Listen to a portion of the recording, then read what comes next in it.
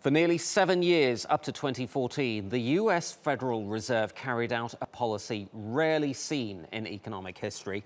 It bought billions of dollars of bonds every month with newly printed money. It was, in effect, pumping in fresh money to stimulate an economy that had, until recently, only recovered modestly from the devastation of the 2007 financial crisis. But with the economy now performing well, the Fed's chairwoman believes it's time to start reversing the process of so-called quantitative easing and return to a more normal policy. Now, the US Federal Reserve has accumulated a staggering $4.2 trillion of US Treasury bonds and mortgage-backed securities. It'll start by letting $10 billion worth of those bonds mature every month without being reinvested. That would begin the process of trimming back that large inventory there. Now, every quarter, it'll accelerate the pace of the unwinding of its bond inventory by an additional $10 billion a month until it reaches a rate of $50 billion a month. It hasn't said how long it'll keep on doing that, but the whole process will take years. Meanwhile, Fed Chairwoman Janet Yellen said the bank's keeping interest rates steady for now, but most analysts expect a third rate rise in December. At our meeting that concluded earlier today, my colleagues and I on the Federal Open Market Committee decided to maintain the target range for the federal funds rate at 1 to 1.25%. This accommodative policy should support some further strengthening in the job market and a return to 2% inflation, consistent with our statutory objectives. So let's get more on this. Joining us from New York is Max Wolff. He's the chief economist at Disruptive Technology Advisers. And in Paris, TRT World's editor-at-large, Craig Copetas. Good evening, gentlemen. Welcome to you both. Max, I want to start with you. Do you think this is the right time, given everything in the global economy and the US economy? Do you think this is the right time for the Fed to start unwinding QE? So great to be here. Thanks for having me. I think the answer is yes and no. So there's no right time to stop unwinding, because there's always the risk that if you take your foot off the gas, you decelerate or you sort of end up crashing.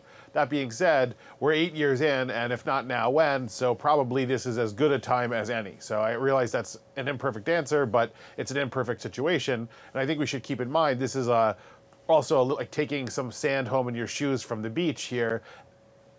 $10 billion a month seems like a lot of money. In absolute terms it is, but relative to the 4.3, 4.4, depending on how you calculated the total balance sheet here, it's a pretty small reduction, so it's quite gradual. Craig? Well, who's going to buy it? $4.5 trillion. The only people who can afford that are institutional investors. And I'm not sure they're going to put that kind of money in it when you have the stock market right now priced, as high as it was just before the great crash in '29.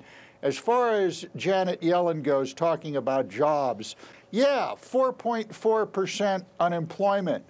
You would think that wages would be up, but they're not, because the Fed has very little control, if any, over wages. The average guy on the street is concerned about wages, and as I say, the Fed has no effect on this. And as Carney, the head of the Bank of England, said just, I think, 2 days ago in a speech, he said there's no such thing as domestic wages anymore, because the guy in St. Louis is now competing with the guy in Istanbul for wages. But you don't hear the Fed talking about this. So I think the guy, your average person in the street, is more concerned about wages than they are with Fed interest rates and unwinding $4.5 trillion at $10 billion a month. Okay, gentlemen, I want you to both stay where you are for a second, because we're going to just turn the corner a little bit. We're going to be talking about the Securities and Exchange Commission now. The top US market regulator says hackers have accessed its corporate database and may have illegally profited from trading stolen information. The SEC says its filing database was breached in 2016, but it only discovered the intrusion last month.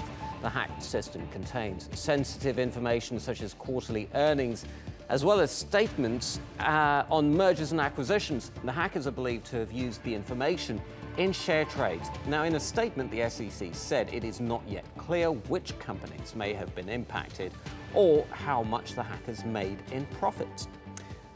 Let's go back to Max and Craig. Now, Max, this is quite a worrying thing, really, isn't it? SEC says the intrusion did not result in a systemic risk to the markets.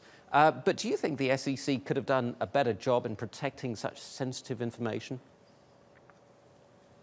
Sort of hard to know exactly what happened, to be fair. The details are just beginning to emerge. The bigger question, which I think we'll end up with a debate about, is exactly how timely should the announcement have been. Seems like it's sort of been a while, but there's also good reason probably not to rush and tell people because it could entice other attacks. I think the bigger truth here is that the last year or two are the years or the times of the hack. We live in an age with a persistent hacking risk, whether you're Equifax or, in this case, the SEC. And it does show just how brazen and aggressive hackers have become. And it raised some interesting questions, too, which is, if there's such a huge financial reward, possibly at the end of a hack, how do you stop people from doing it? And if what it looks like may have happened here happened, then you might have a huge financial inducement to do these kind of things. And that's going to be a persistent risk we're going to have to learn how to deal with and live with probably going forward.